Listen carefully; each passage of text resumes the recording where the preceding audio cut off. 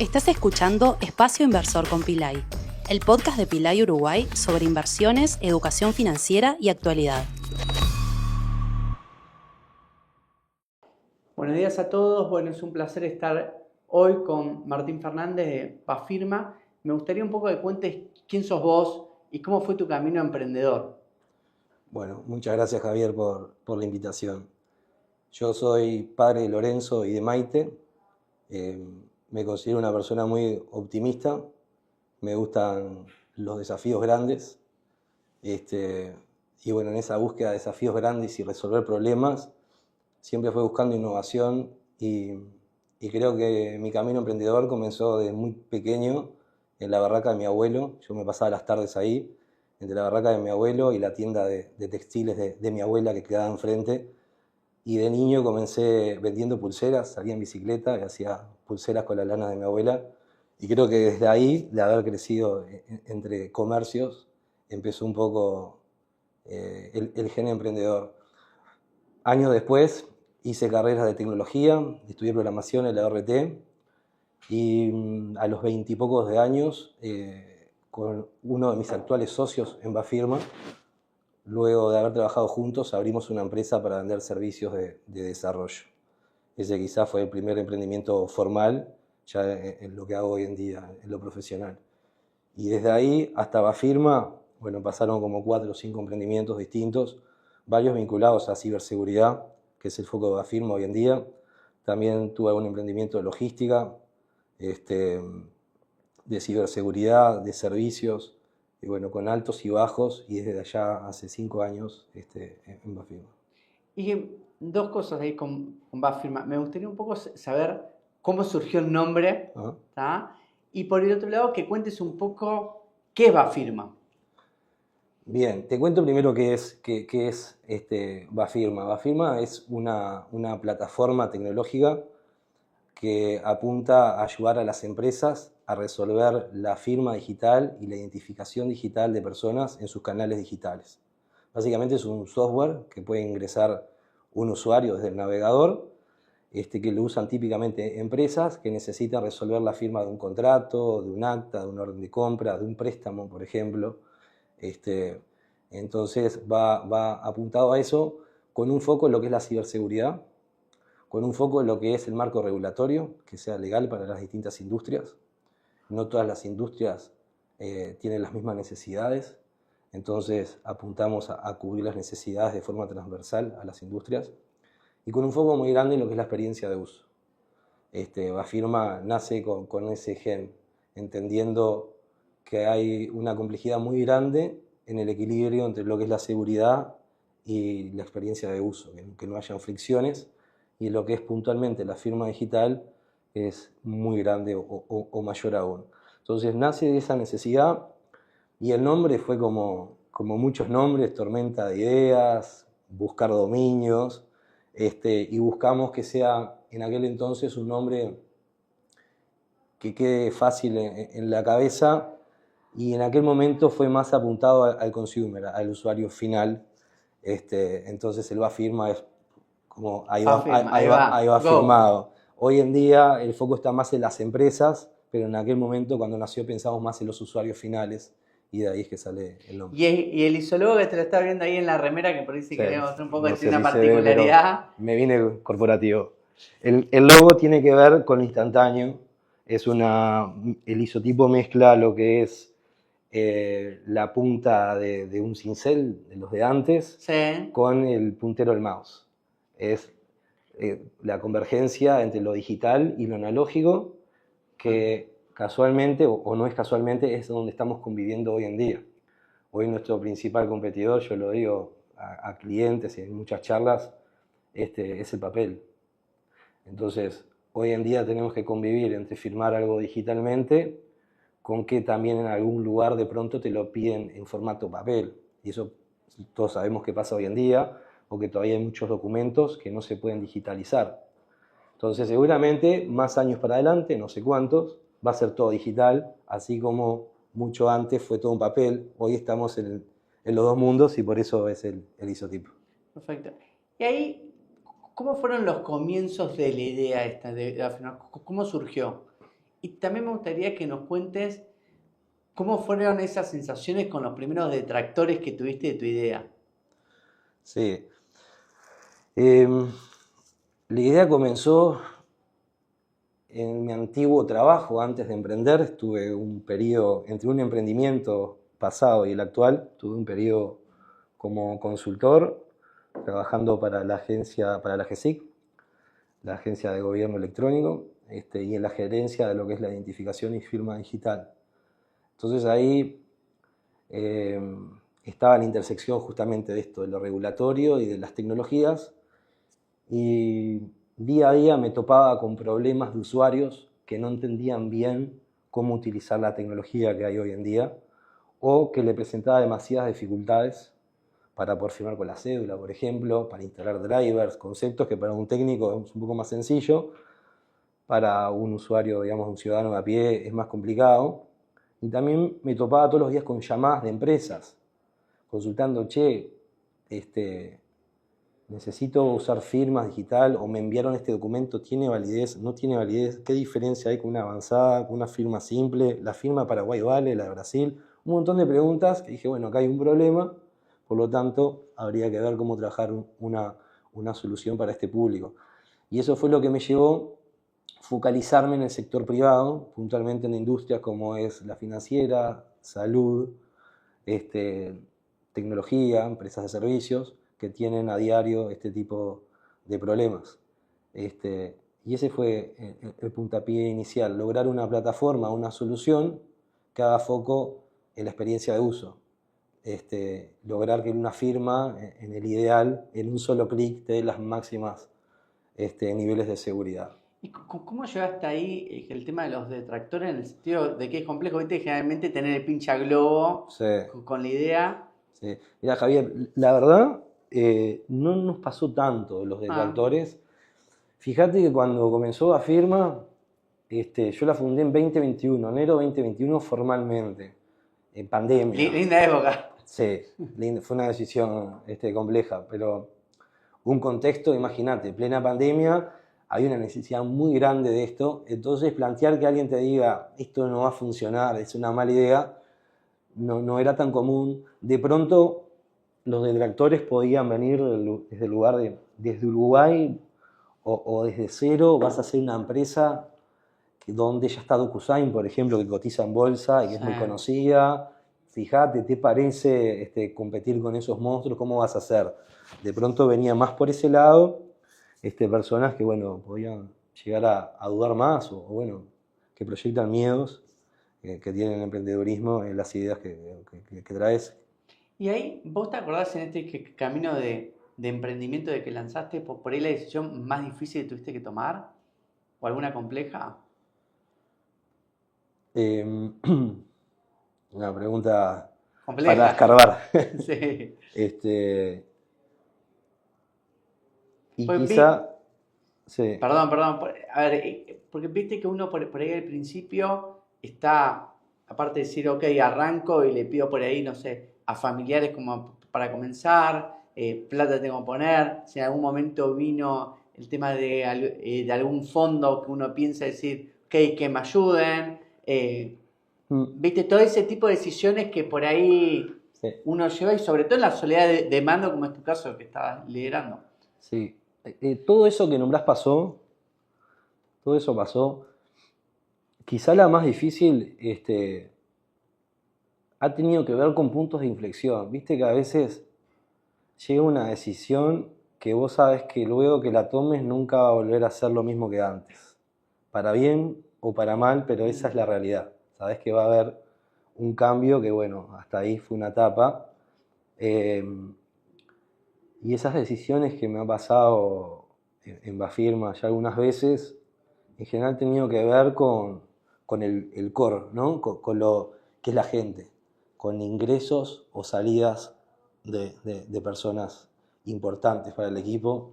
Creo que una de las más difíciles fue muy en el comienzo, con una reestructura que tuvo que ver con eso. Que no fue fácil dar el paso ni tomar la decisión, lanzarse, y bueno, hoy con el diario El Lunes fue una muy buena decisión. Sí, a ver, comparto que muchas veces la parte soft es muy complicada. Sí, ¿Tá? Y en estas cosas, a ver, es gran parte de la empresa, porque uno por ahí tiene un gran producto, pero en definitiva nosotros le compramos a la persona, nos relacionamos con la persona y bueno, y ese relacionamiento es lo que termina haciendo muchas veces que termine la empresa subsistiendo en el tiempo. sí. Ahí yo miraba, a ver, y un poco que me sorprendió porque yo lo miro desde el punto de vista de la empresa y muchas veces que para validar documentos del exterior pedimos que me venga legalizado, apostillado, un montón de cosas que complica un documento que me mandan de Argentina, no sé, de España, no sé, de Paraguay, etc. Y vi que ustedes han logrado con la plataforma esto que viene parte de la idea de poder validar documentos de diferentes lados. ¿Cómo es un poco ese tema? Sí. Bien, el foco en Bafirma desde el comienzo fue hacer algo que apunte a los latinoamericanos, a Latinoamérica y Caribe, entendiendo que la mayoría de las tecnologías vienen de Europa, que tiene régimen de Unión Europea, o sea, abarca a todos los países, o de Estados Unidos. Entonces acá nos enfrentamos a esa parte más heterogénea y que cada regulación abarca a un país. Entonces, para validar un documento de Brasil o de Paraguay es un poco más complejo. Acá nosotros nos apalancamos en acuerdos internacionales que se están haciendo en toda Latinoamérica entre países para dar reconocimiento a las firmas certificadas o avanzadas. Puntualmente Mercosur tiene un acuerdo que reconoce las firmas de todos los países miembros y también hay muchos acuerdos bilaterales. Argentina tiene con Chile, Alianza Pacífico está haciendo los suyos. ¿Esto qué quiere decir? Que a nivel regulatorio, legalmente, empieza a ya tener valor una firma certificada de un país que se realiza en un país, empieza a tener valor en otro. Entonces, entendiendo que eso ya es una realidad y que se está desarrollando cada vez más, nosotros empezamos a construir la plataforma que viabiliza eso técnicamente. Entonces, ¿cómo logramos esto? Construimos como si fuese una pasarela de pagos, Sí. que hoy todo el mundo lo utiliza, le parece muy común. ¿Qué hace una pasarela de pagos? Unificar muchos medios de pagos, incluso de distintos países. Hay muchas pasarelas transfronterizas. Bueno, nosotros construimos la misma red, pero de firmas digitales. Conectamos distintos servicios que están regulados en Panamá, en Dominicana, en Ecuador, en Brasil, en Paraguay, a nuestra plataforma Bafirma, y desde ahí permitimos validar o firmar documentos con los máximos niveles regulatorios. En concreto, una empresa puede firmar un documento en Paraguay y se puede ejecutar con las mismas legalidades en Uruguay o de forma recíproca. Ese documento que firmamos en Paraguay tiene exactamente el mismo valor jurídico y técnico en Uruguay. Entonces, ese ha sido un poco nuestra visión de generar la plataforma para la Latinoamérica que permita estas operaciones. Y lo hemos logrado con alianzas, integrando prestadores, integrando tecnologías de terceros, muy similar a lo que es la industria de los pagos con las pasarelas de pagos y los gateways de pago. Y ahí es que Martín, porque vos dijiste, bueno, es que la idea comenzó en el 2021, ¿y cómo fuiste eligiendo el próximo país de integrarte de alguna manera? ¿Cómo fue el proceso de elección y qué dificultades te encontraste? Y bueno, un poco ahí está lo teórico, después la realidad. Yo te cuento mi historia. En lo teórico comenzamos con países que tienen acuerdos con Uruguay, justamente por construir esta plataforma tecnológica. Entonces comenzamos por pensar en Mercosur, porque ya había un acuerdo de reconocimiento de firmas avanzadas. Perfecto. Eso fue en la teoría, la hipótesis inicial. Dentro de los países, en aquel momento Argentina, por la coyuntura, no nos hacía sentido entrar en ese momento. Brasil, muy grande, Paraguay un mercado más chiquito, pero para algo que está empezando podía hacer sentido. Entonces fue uno de los países que miramos, y primero desde el punto de vista de plataforma, integrar prestadores. Cuando Paraguay nos fue bien, integramos prestadores, dijimos, bueno, ¿por qué no seguimos en realidad armando la cobertura de la plataforma en Mercosur? Y pudimos integrar incluso de Brasil, de Argentina, y de esa manera seguimos tocando puertas de de empresas que nos podían potenciar la plataforma, la cobertura de los distintos países. Eso fue el primer paso. El segundo es dónde vender y buscar clientes. Fue bueno, la misma lógica, empezar por los países más pequeños. Ya habíamos tenido muchas charlas con empresas muy grandes, de firmas, que están entrando a mercados grandes, y nos hacía sentido entrar en los pequeños para lograr cobertura y potencialmente hacer algún acuerdo con ellos. Y bueno, fue por ahí el diseño de expansión que hicimos. Paraguay es uno de los mercados, nos ha costado bastante, la verdad, pero después ya han empezado a dar oportunidades en Caribe, sobre todo, donde hoy en día es uno de los mercados más importantes para nosotros. Y después, a partir del año pasado, Argentina se dio a partir de un fondo, fue un poco de casualidad, que parte de la letra era potenciar el mercado argentino, y se nos ha dado que está creciendo muchísimo hoy en día. Estamos haciendo una apuesta grande ahí. Y en Brasil tenemos una gran parte también apalancada con partnerships que tenemos locales. Perfecto. Y culturalmente, ¿qué encontraste por ahí diferencia entre el paraguayo y el uruguayo, o el argentino o el brasilero? Porque viste que yo siempre digo que hay una creencia, a mí me pasa que soy argentino, vivo acá ya hace como 18 años, pero yo siempre digo, somos parecidos y somos recontradiferentes al mismo tiempo. Entonces, y en negocios pasa lo mismo, sí, por realidades, porque a ver, Argentina, un país donde ha vivido históricamente con inflación, te lleva a que vuela, o sea, no tenés tiempo como para pensar y te lleva a tomar decisiones más apresuradas que acá te puede dar cierto tiempo. Un poco, ¿cómo fue tu experiencia culturalmente hablando? Sí, mira, con Argentina la mitad de mis socios son argentinos y la mitad somos uruguayos. Así que vivo eso en el mercado, pero también en el día a día. A ver, cada mercado tiene sus desafíos y nosotros estamos en etapa de aprender día a día de eso. Lo cultural, sin duda, ha sido y es un tema no menor en los ciclos de ventas, en cómo se da la confianza, lo que es un no en un lugar con respecto a otro. Entonces, ahí para el seteo de expectativas y la inversión ha sido un punto importante. Después nosotros tenemos muchas complejidades en lo técnico. Vos fijate que la firma equivalente a la certificada por un escribano en Uruguay se llama firma electrónica avanzada.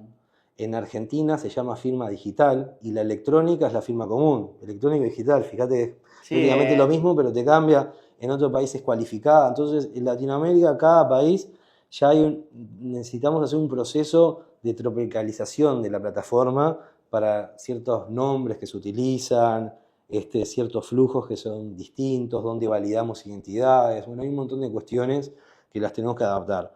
Eso por un lado.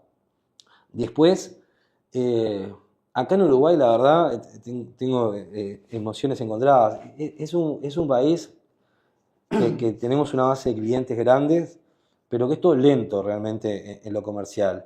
Con Argentina, tal cual, como vos decís, nos topamos con que el proceso es mucho más rápido. La toma de decisión es con menos vueltas. Es mucho más concreta. En Paraguay puede ser eterna. ¿Viste? Son una vuelta tras otra y tras otra. Entonces, hoy en día nosotros estamos en ese aprendizaje.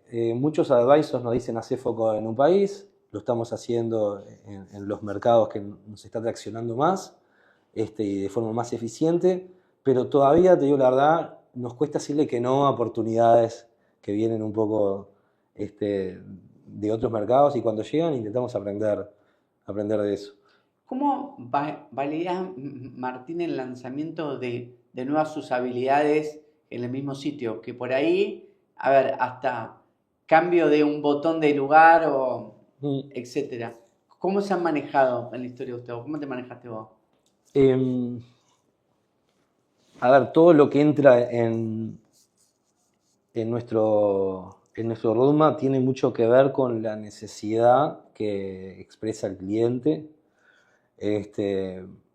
Escuchamos mucho qué funciona, qué no, por el feedback directo que nos da. A la hora de construir, prototipamos. tenemos diseñadores hay un proceso de usabilidad que se focalizan en eso, pero después es prueba y error.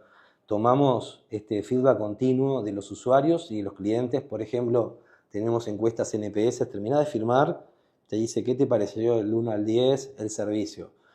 Son cuestiones básicas, pero que no todos lo hacen y es increíble la cantidad de gente que te contesta eso y el feedback que te da.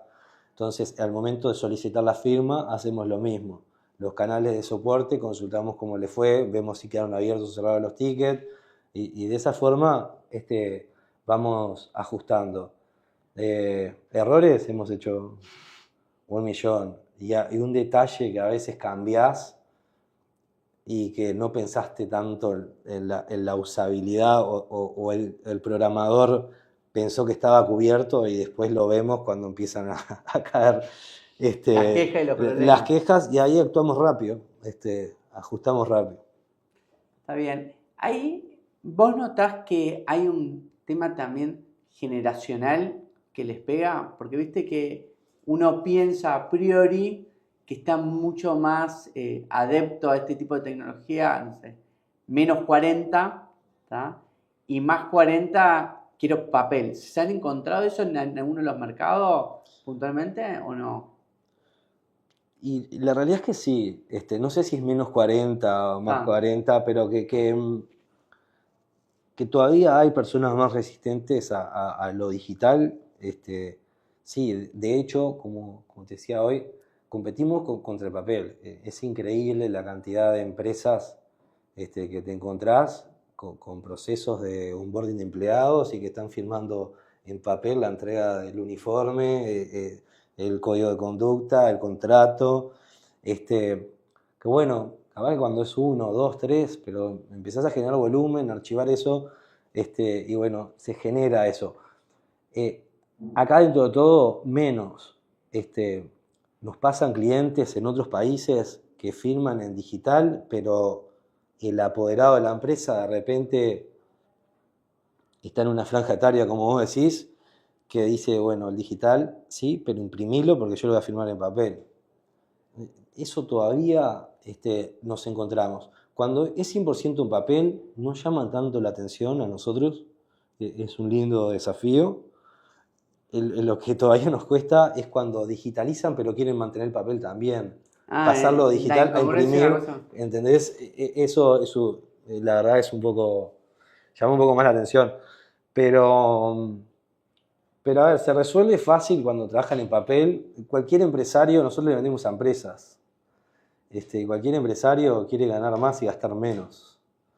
Entonces, cuando trabajás con casos de usos concretos y con métricas, nosotros generamos el cambio por ahí. Es más fácil de convencer. Vos sabés que esto que planteabas, Hanson, es que nos pasa que la persona que por ejemplo, a través de la plataforma de Metro hicimos todo online y vos subís una foto de la transferencia, hay gente que nos dice, no, quiero caerte a la empresa con la letra sacada del banco, verte la cara y entregártela en persona. Yo digo, pero, a ver, me estás girando una cuenta que está supervisada y controlada por un auditor, se informa también al Banco Central, o sea, tenés un montón de garantías que no necesitas venir con la letra. Y tenés gente que dice, no, está, son $20.000, $50.000, quiero esto para quedarme tranquilo en el punto. Ahí, Martín, ¿vos recordás algún error que cometiste en estos años y cómo lo terminaste capitalizando? A ver, todos los días, seguramente. Yo, mirá, creo que los principales errores han tenido que ver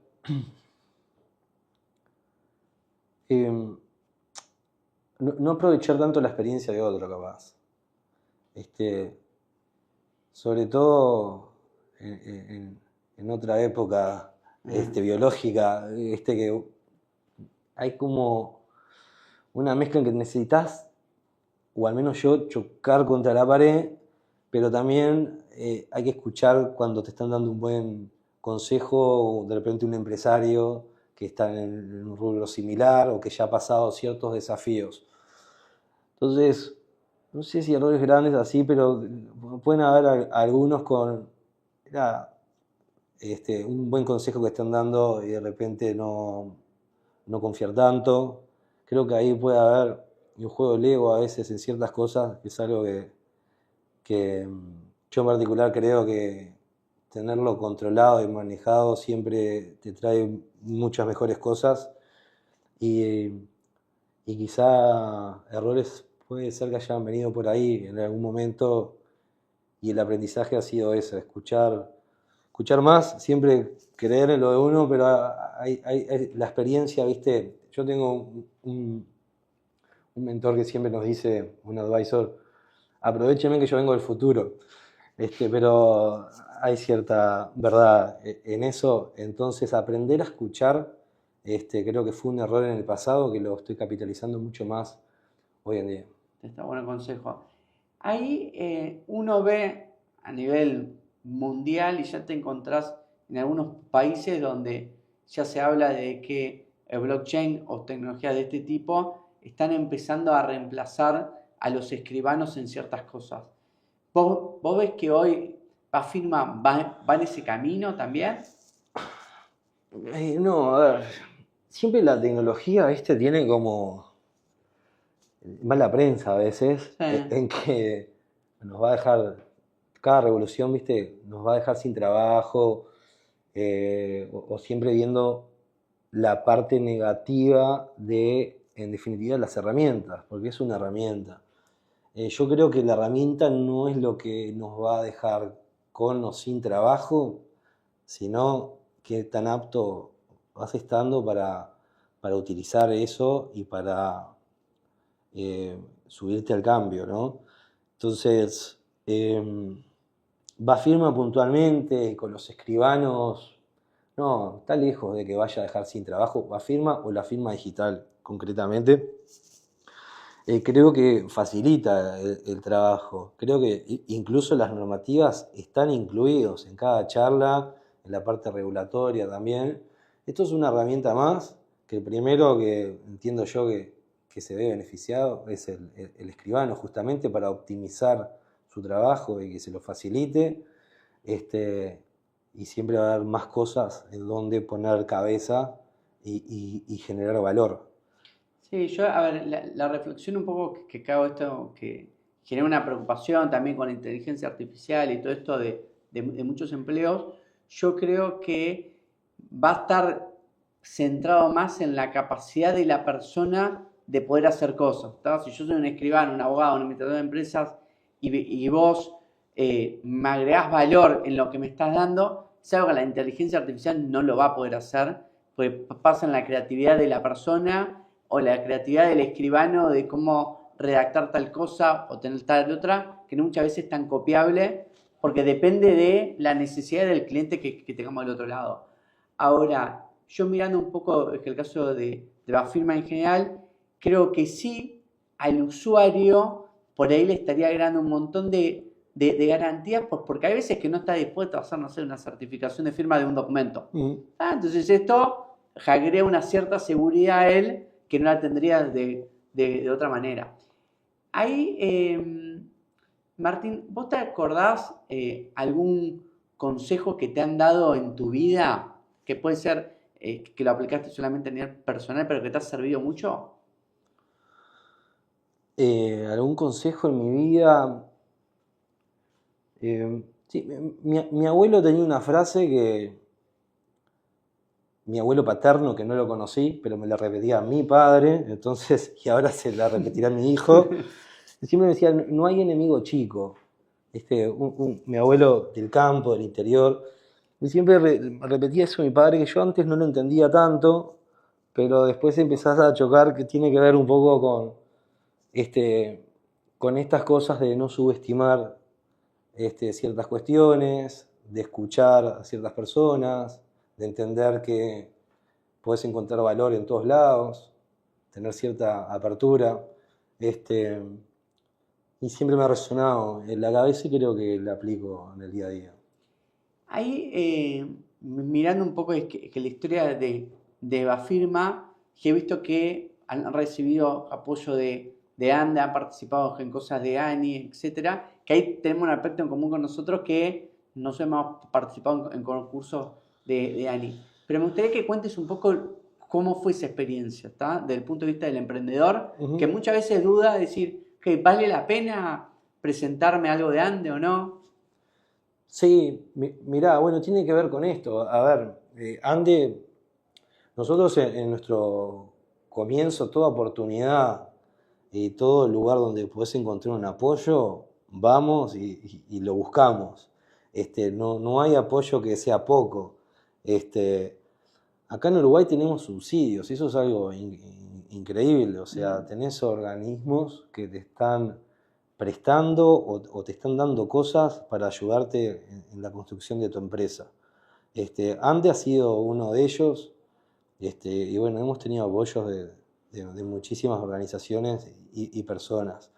Y en particular, Ande fue en los comienzos, que los comienzos cada gota de combustible es clave. Y bueno, fue en uno de esos momentos, así que nosotros súper agradecidos. Fue un aporte que ayudó a seguir validando el producto, afinando cuestiones del feedback de nuestros clientes, en momentos muy tempranos que bueno, que todo apoyo es importante. Así que Ande en particular fue eso, fue un apoyo que nos ayudó a continuar focalizados en escuchar qué necesitan nuestros clientes y felices de haber sido elegidos para eso y bueno, y muchas organizaciones y personas que nos han apoyado.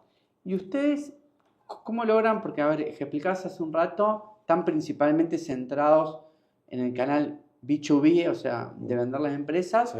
pero en definitiva, tu cliente en el fondo es el consumidor final que tiene que utilizar esta plataforma. ¿Cómo logran ustedes de que existe esa usabilidad? ¿Está? Porque vos le vendés a la empresa, vos me vendés a mí, y vos estás ansioso de que mis clientes terminen usándola y se muevan. ¿Ustedes ahí participan de alguna manera? ¿Cómo logran que se termine usando? Sí, a ver, participamos, es un trabajo de dos, ¿no? En definitiva, el que firmas usuarios de la plataforma, que son clientes de nuestros clientes. Entonces, tiene que haber una decisión de la empresa que nos contratan en digitalizar sus canales. Y eso significa un presupuesto que no es de comprar nuestra plataforma, sino de modelar un nuevo proceso en la organización, cambiar procedimientos. Entonces, cuando eso se da es mucho más fácil, porque hay un trabajo en conjunto entre nuestra empresa cliente y nosotros que ponemos el apoyo consultivo en lo que es la tecnología, en lo que es las garantías legales que ofrece cada uno de nuestros mecanismos de firma, en la experiencia, la usabilidad y demás. Pero bueno, tiene que estar esa contraparte para que realmente haya el éxito. Entonces, hay un trabajo ahí de dos. Te voy a nombrar 2 o 3 casos. Por ejemplo, en Brasil trabajamos con una empresa del sector automotriz que financian los autos cuando los venden en los concesionarios. Entonces ellos mismos dan el crédito del auto. Bueno, ahí hubo 2 meses o 3 de un proyecto fue para poder cambiar sus procedimientos, integrar nuestra plataforma en distintos sistemas, el de ventas, los CRM y demás, para que cuando va el cliente al concesionario y dice quiero comprar esto en 48 cuotas, salga el contrato, le llegue el WhatsApp, le valide la identidad, lo firme, previamente se conecta a scoring crediticio y demás.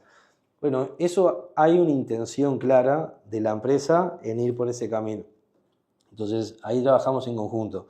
Después el usuario se debe con el beneficio de que tiene un canal más para hacer esa compra de forma digital, sea en el concesionario o desde su casa haciendo un simulador o pidiendo un préstamo.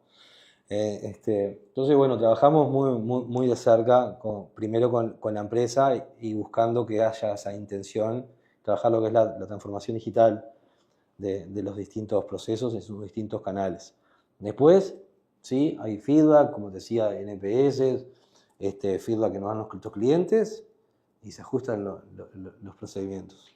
Ahí, Martín, a ver, dijiste, como estrategia nos centramos principalmente más en Latinoamérica y el Caribe. A nivel de Europa, ¿qué empresas ustedes han tomado como referente o qué miran como para decir, ok, estoy investigando de tal forma, tengo en cuenta tal cosa? O sea, ¿cómo hacen el proceso ese de benchmarking de resto que sucede? A ver, un poco para que la audiencia tenga qué parámetro en nuestro lado. Yo, por ejemplo, todo tipo de inversión minorista que veo por ahí que existe, realmente invierto y veo un poco a ver qué pasa. No sé, hay una plataforma que se llama Equito que puede invertir en inmuebles, 50 euros, fui, invertí, miré, bueno, qué me llega, qué está, no sé, después invertí en una Hauser en España y así fui invirtiendo en varias, como para ir teniendo un aprendizaje del otro lado y ver después de mi lado qué quiero tener yo en mi sitio realmente, ¿está? Pero este punto de que decías vos, que siempre hay algo para aprender, ¿tá? Sí. Yo creo que uno cuando mira generalmente ve cosas que dice, esto está bueno, esto yo lo resolví mejor, este punto, este concepto está bueno, no me gusta cómo está resuelto, yo lo haría de tal manera. ¿Ustedes cómo manejan esa parte? Sí, mira, más que mirar empresas europeas, nosotros realmente tenemos un equipo con un seniority muy alto y muy sólido que hemos trabajado a nivel internacional en estos acuerdos internacionales y demás. Entonces, como el estado del arte de lo que está sucediendo en firma digital, identificación, Europa viene años adelantado en lo que es la parte regulatoria. Entonces nosotros miramos más eso. Lo que sucede a nivel regulatorio en Europa, tiene un marco que se llama eIDAS, termina sucediendo años después en Latinoamérica. Entonces algo que miramos son las nuevas versiones de estos marcos regulatorios o el NIST en Estados Unidos. ¿Qué novedades trae? ¿Qué ha pasado a nivel de gobiernos allá? ¿Qué fricciones han encontrado? Porque se replica muy parecido acá en Uruguay. Entonces nos permite tener esa mirada a futuro de hacia dónde va a ir. Con respecto a los jugadores que están en ese marco, nos gusta mirar más la parte de innovación y lo que nosotros hacemos. Es obvio que siempre estamos al tanto, mirando también qué están haciendo los demás. Una vez a la semana hacemos eso. Revisamos los competidores, vemos si hay alguno nuevo que venga con algo disruptivo, pero no estamos en lo corto de buscar. Sí, de copiar, sino estar atento. Pero sí lo hacemos de forma sistemática, de mirar quién entra, quién no, lo ponemos, los vamos sondeando. Pero lo que sí seguimos mucho más es la parte normativa, porque eso en definitiva es lo que te va a hacer que el juego vaya más para un lado o más para el otro, o que te abra una industria nueva, y ahí es donde sí miramos muy de cerca. Incluso en muchos casos trabajamos en esas líneas también, de forma conjunta, con gobiernos o con cámaras. ¿Y cómo haces vos, Martín, como para inspirarte? O sea, que lees mucho, ves ciertas películas relacionadas en el emprendimiento. ¿Dónde encontrás vos tu inspiración? O capaz que sale, pero ¿ves algún motivo que te lleva a esto?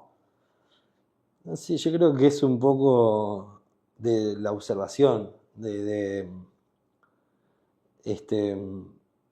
ver como eso naturalmente capaz de estar escuchando, de observar, de ver dónde hay fricciones, dónde hay problemas, ese juego de buscar el desafío, dónde está el obstáculo, querer sortearlo.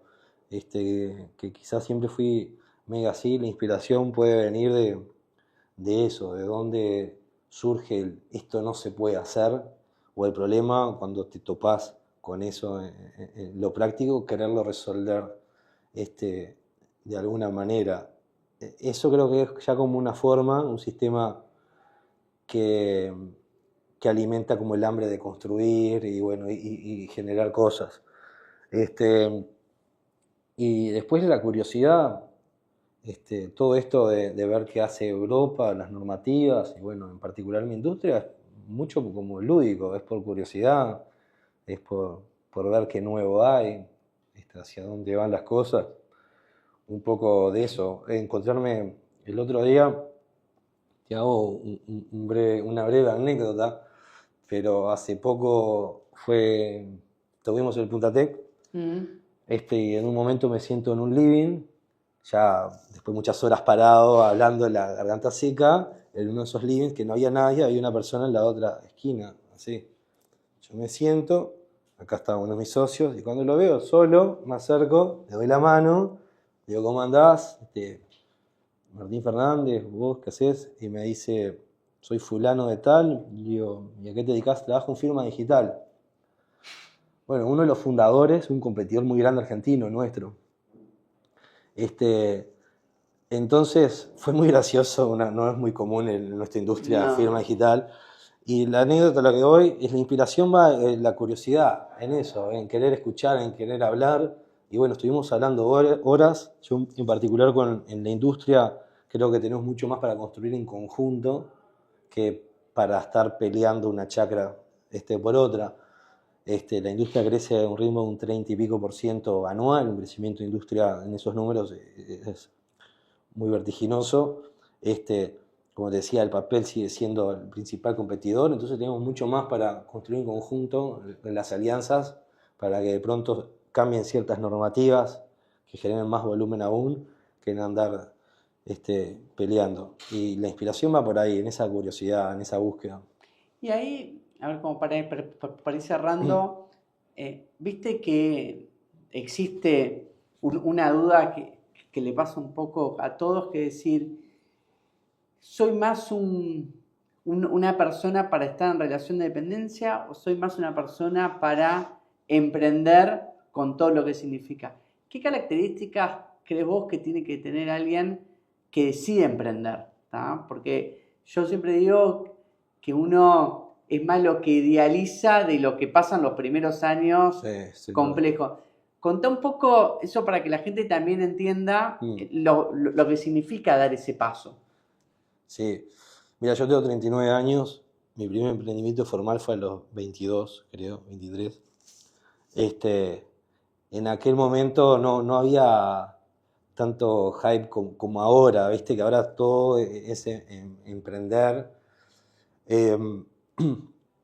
Y creo que a veces, sí, no es para cualquiera y parece más lindo a veces de lo que puede ser.